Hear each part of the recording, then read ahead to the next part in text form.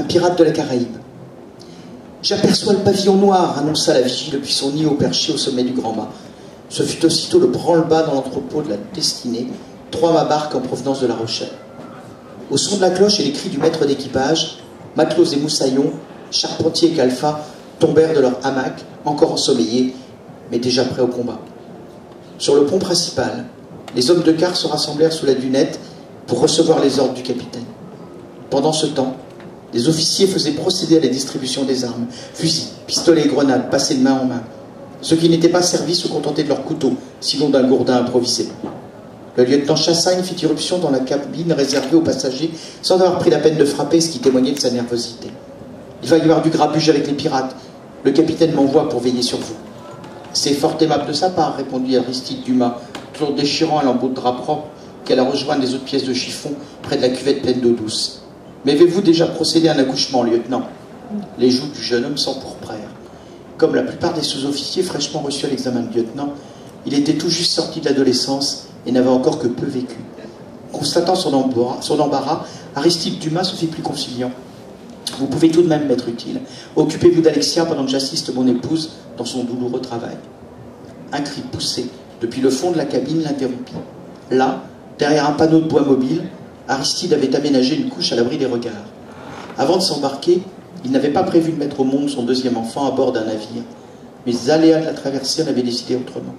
La mollesse du vent, les courants contraires et quelques avaries avaient considérablement allongé la durée du voyage. Et voilà que les pirates se mêlaient de compliquer davantage une situation déjà critique. « Bien, monsieur, » fit le lieutenant Chassagne, tout en reluquant du côté de la gamine installée sur un tabouret dans un coin de la minuscule cabine. Alexia Dumas, 8 ans à peine, tourna vers lui une frimousse grelée de taches rousses. Son regard émeraude étincelait quand elle demanda « Des pirates, pour de vrai ?»« Des flibustiers, plus exactement, mademoiselle, » corrigea le lieutenant. « C'est ainsi qu'on appelle les pirates de la Caraïbe. » Un nouveau cri jaillit de l'autre côté du panneau, suivi d'un filet de voix haletant. « Aristide, je crois qu'il arrive !»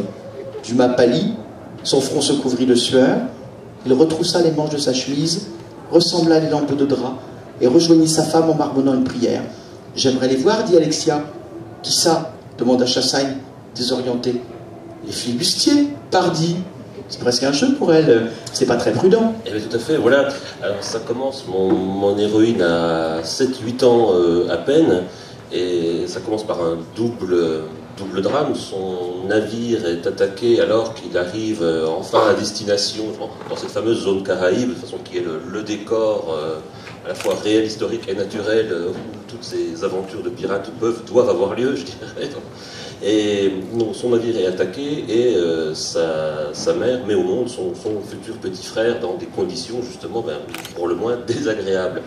Et alors, donc c'est un ouvrage qui s'adresse à la jeunesse, donc c'est pour ça que tout est raconté, tout est vu du point de vue de cette héroïne qu'on va suivre, donc de l'enfance jusqu'à l'adolescence. Et tout au long de ce roman, elle-même, depuis cette rencontre, depuis cet abordage, va être fascinée par le monde de la flibuste. Très vite d'ailleurs, son livre de chevet va être la fameuse histoire, l'histoire des plus fameux pirates par le capitaine Johnson, alias Defoe, mais on ne le savait pas à l'époque, donc pour elle c'était le capitaine Johnson. Et c'est un livre en fait qui mêle l'histoire et les légendes autour des plus fameux pirates de la grande époque, celle qui est décrite par mes camarades dans leurs propres ouvrages.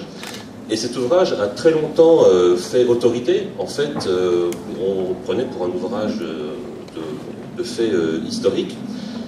Et ma jeune héroïne va découvrir que dans ce livre, il est fait référence dans un chapitre à 2 femmes pirates, Mary Read et Anne Bonny, et elle découvre émerveillée qu'une femme peut se livrer également à ce genre d'activité.